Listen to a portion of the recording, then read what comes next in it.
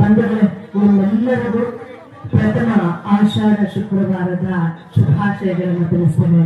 ಈಗಾಗಲೇ ಬಹಳ ಸಂತೋಷದಿಂದ ಈ ಶುಕ್ರವಾರ ತಾಯಿಯ ದರ್ಶನವನ್ನ ಮಾಡಿಕೊಳ್ಳಿಕ್ಕೆ ಆಗಮಿಸ್ತಾ ಇರ್ತಕ್ಕಂಥ ಎಲ್ಲ ಭಕ್ತಾದಿಗಳಿಗೂ ನಮ್ಮ ಜಿಲ್ಲಾಡಳಿತ, ಧಾರ್ಮಿಕ ದತ್ತಿ ಇಲಾಖೆ ಮತ್ತು ಕನ್ನಡ ಮತ್ತು ಸಂಸ್ಕೃತಿ ಇಲಾಖೆ ವತಿಯಿಂದ ನಿಮ್ಮೆಲ್ಲರಿಗೂ ತಾಯಿಯ ಆಶೀರ್ವಾದಗಳ ಜೊತೆಗೆ ಹೃತ್ಪೂರ್ವಕವಾದಂತಹ ಸ್ವಾಗತವನ್ನ ಕಲಾವಿದರನ್ನ ತಮ್ಮ ಮುಂದೆ ಕಲಾ ಪ್ರದರ್ಶನಕ್ಕೆ ಅತಿ ಹೆಚ್ಚು ಪ್ರೀತಿ ಮತ್ತು ಕಾಳಜಿಯಿಂದ ಅವಕಾಶ ಮಾಡಿಕೊಡ್ತಾ ಇರ್ತಕ್ಕಂಥ ವಿಜಯಲಕ್ಷ್ಮಿ ಮೇಡಮ್ ಅವರು ನಮ್ಮೊಟ್ಟಿಗಿದ್ದಾರೆ.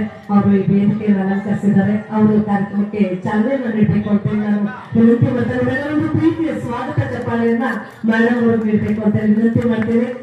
ನಮ್ಮ ವಿಜಯಲಕ್ಷ್ಮಿ ಮೇಡಮ್ ಅವರು ಸಹ ತಾಯಿ ಕೋಲಾರನ ಆಶೀರ್ವಾದ ಇದೆ ಅಂತ ಆಶಿಸ್ತಾ ತಾವು ಕಾರ್ಯಕ್ರಮಕ್ಕೆ ಚಾಲನೆಯನ್ನು ನೀಡಬೇಕು ಪ್ಲೀಸ್. ಮೊದಲ ಆಷಾಢ ಶುಕ್ರವಾರದ ಶುಭಾಶಯಗಳನ್ನು ತಿಳಿಸ್ತಾ, ತಾಯಿ ಚಾಮುಂಡಿ, ಕೋಲಾರಮ್ಮ ಅಂತಂದ್ರೆ ಚಾಮುಂಡೇಶ್ವರಿ ಅಂತಾನೆ ಅಪರಾವತಾರ ಅಂತ ಹೇಳ್ತಕ್ಕಂಥದ್ದು.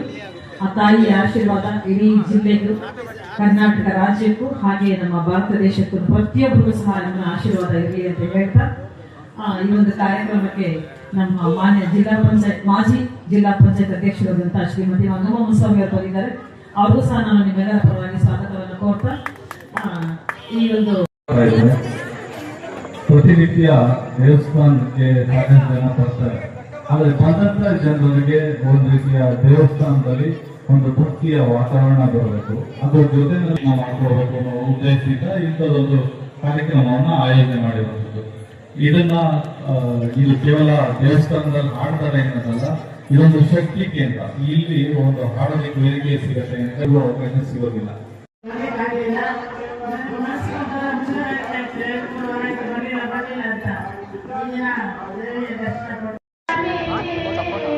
ಅದು ಬಂದು